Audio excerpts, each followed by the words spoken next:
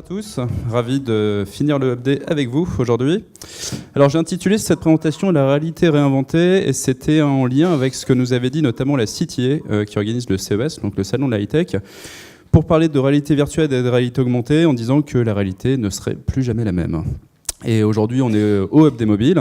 Et le mobile, en fait, va devenir central justement sur cette utilisation de la réalité augmentée. Donc, on va voir quelques chiffres et comment avancent notamment les grands du digital et les marques.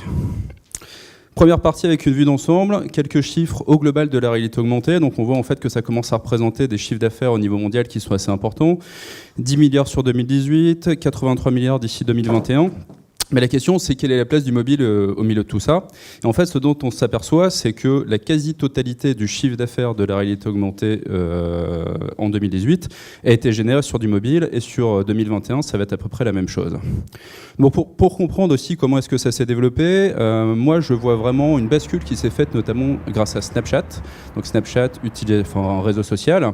Il y a quelques années, pour faire de la réalité augmentée, il fallait un ordinateur fixe, il fallait une webcam, il fallait des marqueurs. C'était un peu long et c'était un peu compliqué à gérer. Et Snapchat, en fait, a racheté une entreprise qui était en Europe de l'Est et qui a intégré notamment des filtres de réalité augmentée. Donc aujourd'hui, ça se passe sur le visage. Mais on verra que d'autres acteurs, et notamment Snapchat aussi, travaillent sur des filtres un peu équivalents. Ils développent aussi une nouvelle fonctionnalité qui est plus de la réalité augmentée sociale. Donc par exemple, sur la réalité virtuelle, on parle de Social VR, et la Social AR est en train de se développer. Des grands, aussi bien Snapchat que Facebook, sont sur le sujet, et le futur de ce qu'on connaît aujourd'hui des réseaux sociaux et du digital sera plutôt en version augmentée. Alors ça, c'est un exemple assez cool qui avait été fait pour Netflix sur Snapchat. Concrètement, vous vous baladez dans la rue, vous voyez une porte qui apparaît et vous rentrez à l'intérieur d'une pièce qui est totalement virtuelle alors que vous êtes dans le réel. Et on peut visiter, par exemple, là, la maison et l'univers, on va dire, de Stranger Things, qui est une série donc, de Netflix. Alors, je parlais de Facebook. Facebook, quand on voit leur roadmap à 10 ans, c'est pas le mobile, c'est pas l'ordinateur fixe, c'est la réalité virtuelle, c'est la réalité augmentée. Et pour eux, en fait, ça va changer la manière dont on se sert de nos téléphones, ça va changer la manière dont on interagit entre eux. Là, aujourd'hui, on parle de mobile et on verra que d'ici quelques années, il y aura d'autres devices qui vont permettre tout ça. Et eux, ils sont en train de travailler aussi sur l'intégration de filtres sur l'intégralité de votre corps. Donc aujourd'hui, quand je me filme par exemple avec mon téléphone, je peux me rajouter un filtre. Donc les choses qui sont déjà plutôt bien intégrées et plutôt visuellement bien faites. Mais là, c'est comment est-ce que demain, je vais peut-être par exemple pouvoir ajouter sur l'intégralité de votre corps, je sais pas, un costume d'une marque un peu connue, un ensemble, un sac, des choses comme ça. On le voit déjà, par exemple, sur des miroirs. Vous avez déjà vu des miroirs augmentés, mais c'est pas toujours très bien fait. Ça ressemble un peu à des calques et c'est pas optimal. Mais on espère que du Facebook ou du Snapchat vont réussir à faire des choses assez cool. Petit exemple de filtre assez récent. Donc Facebook a intégré des filtres à l'intérieur notamment de son application. C'est aussi intégré sur Instagram. Et là, c'est Ubisoft qui a développé pour le lancement du dernier Assassin's Creed un filtre spécial comme ça, où vous êtes du coup dans la peau du héros. Alors, il n'y a pas que Facebook, et de manière générale, je vais d'abord parler des GAFA, donc Google, Amazon, Facebook, Apple. Et ce que nous disent aussi Apple, c'est nous croyons que la réalité augmentée va changer à jamais la façon dont nous utilisons la technologie. Il y avait une attente depuis quelques années de où est-ce qu'ils vont y aller. Est-ce qu'ils vont s'intégrer sur la réalité virtuelle, la réalité augmentée? Eux, ils ont fait leur choix, qui est donc notamment l'utilisation de ce qu'ils appellent ARKit, donc qui est un kit de développement de réalité augmentée. L'un des exemples les plus connus et qui est le plus efficace, je pense que c'est ce qui a été développé par Ikea, une application qui s'appelle Ikea Place. Ça se fait très simplement, en fait, à l'intérieur de l'iPhone 8, par exemple, ou de l'iPhone 10, vous avez des capteurs, donc qui vont capter le sol, qui vont capter les murs, ce genre de choses, et qui vont mapper parfaitement l'univers réel et réussir à intégrer du virtuel, des objets virtuels dans le réel. Et ça, en fait, ça veut dire que d'ici quelques années, peut-être d'ici 10 ans, allez, on va dire, vous aurez peut-être du mal à voir la différence entre le réel et le virtuel, et comment est-ce qu'on intègre, je sais pas, dans la rue, vous voyez une affiche, et en fait cette affiche n'est pas réelle, elle est totalement pensée pour vous, ciblée pour vous, dans un univers réel via du virtuel. Google aussi, tout à l'heure on avait personne de chez Google, qui était un évangéliste, nous a parlé de ça, de Hardcore. Donc ça commence à être mis en place sur certains smartphones, surtout des smartphones premium. Le S9 qui sort bientôt, bien sûr, sera compatible, le S8 l'est aussi. Et c'est, en fait, tous les grands du secteur sont sur le sujet, et ça c'est plutôt un bon signe sur des technologies. Le fait que tous les grands acteurs soient dessus et qu'en plus il y ait beaucoup de producteurs de contenu qui s'intéressent au sujet de la réalité augmentée veut dire que ça lui donne un avenir qui est quand même assez positif. Amazon est aussi sur le sujet, donc Amazon ils sont sur tous les sujets, ils rachètent des magasins, ils sont bien sûr sur l'e-commerce et tout ça, et ils s'intéressent à l'intégration d'objets virtuels chez vous. Peut-être qu'avant d'acheter une casserole, ou je sais pas, en fait vous regardez comment est-ce qu'elle va dans votre cuisine. Alors ils en sont qu'au début, mais vu les moyens qu'ils ont, s'ils commencent à s'intéresser au sujet, c'est sûr que ça peut devenir un acteur assez fort du sujet. Et on parle des GAFA, et dans ma présentation en décembre dernier, je parlais de la Chine, et notamment du fait que le futur était chinois.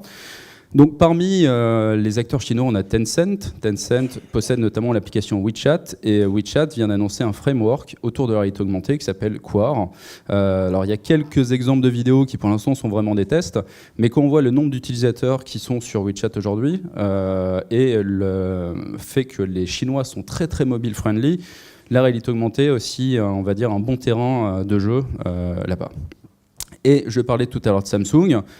La sortie du Galaxy S9, présentation au Mobile World Congress, notamment une nouvelle fonctionnalité qui en gros vous filme et vous transforme en emoji, on va dire en emoji 3D, que vous pouvez ensuite intégrer dans un univers réel, et comme vous aviez aujourd'hui sur Snapchat, mais directement intégré dans votre téléphone. Vous avez tous entendu parler à l'époque de Pokémon Go. Donc Pokémon Go, les gens étaient dans la rue, passaient leur temps en fait à jouer. Il y avait une partie de réalité augmentée, mais c'était assez basique. C'était vraiment en mode calque, pas vraiment une très bonne intégration. Et là, en fait, il y a des jeux équivalents qui sont en train de sortir. Un jeu autour de Ghostbusters. Alors, je suis curieux de voir ce que ça va donner, parce que la vidéo donne plutôt envie, mais pour l'instant, ils montrent rien du tout de l'appli. Donc, on verra ce que ça donne. Et un autre exemple avec Harry Potter, et ça fait 1 an qu'on en parle, en disant que Niantic, qui est la boîte qui a développé Pokémon Go, est en train de travailler sur l'équivalent dans le monde d'Harry Potter. Et quand on voit le nombre de personnes qui ont vu les films, le nombre de personnes qui ont lu les bouquins, ça aussi, ça peut prédire, on va dire, un succès assez certain. Quelques exemples autour des marques. Alors bien sûr, les marques expérimentent, et c'est pas que des marques ultra techno, ou c'est pas forcément des marques auxquelles on s'attendrait. Je pense notamment à La Poste ici. Donc La Poste a travaillé avec Burton pour une application de réalité augmentée. Ils ont fait donc du print, et ils ont en fait animé, par exemple les collections, fait des liens en fait vers des sites de e-commerce. Donc ça a plutôt bien marché. L'Oréal, à l'époque, ils avaient fait une application qui s'appelait Makeup Genius, où vous pouviez vous maquiller, qui était très cool déjà. Alors moi, à l'époque, je m'étais mis du rouge à lèvres et tout ça, c'était assez rigolo. Mais sur celui-là, alors là, c'est plutôt, on va dire, orienté fille, mais l'intégration de la coiffure, de la texture est vraiment très très marquant. En fait, vous faites après une capture d'écran où vous la partagez, et on a vraiment l'impression que c'est vos vrais cheveux. Et ça, derrière, bien sûr, une fois que vous avez testé cette nouvelle coiffure ou cette nouvelle couleur, vous renvoyez directement sur un site de e-commerce, et tout se passe bien, et non seulement l'expérience est sympathique, et en plus ça génère du business. L'augmentation de packaging, ça se fait de plus en plus. C'est comment est-ce qu'on arrive en fait à pas forcément avoir une télé ou un petit écran à côté qui montre des éléments sur le produit, mais que chaque produit intègre en son sein une information, une vidéo, un élément interactif. Et cette application qui devient un peu aussi une plateforme d'air, on va dire c'est presque un réseau social en réalité augmentée. Donc là, on est en train de se balader, on est en train de filmer, on a des choses qui sont géolocalisées, on commence à avoir des informations. Là, par exemple, la personne est perdue dans un festival, on se dit ok, où sont mes potes? Et là, vous avez une flèche qui vous dit en fait, tu marches encore 300 mètres et tu vas pouvoir retrouver et aller boire des coups avec tes amis. Et demain, donc aujourd'hui on est sur du mobile, mais le mobile tel qu'on le connaît aujourd'hui, le smartphone, on ne l'avait pas il y a 10 ans. Demain, ça va être des choses comme ça. Donc là, c'est Magic Leap qui a présenté des lunettes qui s'appellent les Magic Leap One. Alors, on n'y est pas encore tout de suite, parce que ça va coûter quand ça va sortir des milliers d'euros, mais au même titre que les premiers smartphones, et si on sortait aujourd'hui un iPhone tel qu'on les a aujourd'hui, ça aurait coûté sûrement des milliers d'euros, voire de francs, des dizaines de milliers à l'époque.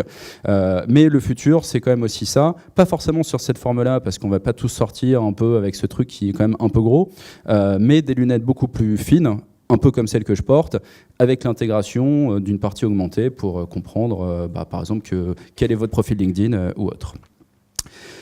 Voilà, merci beaucoup pour votre attention. Je vous remercie.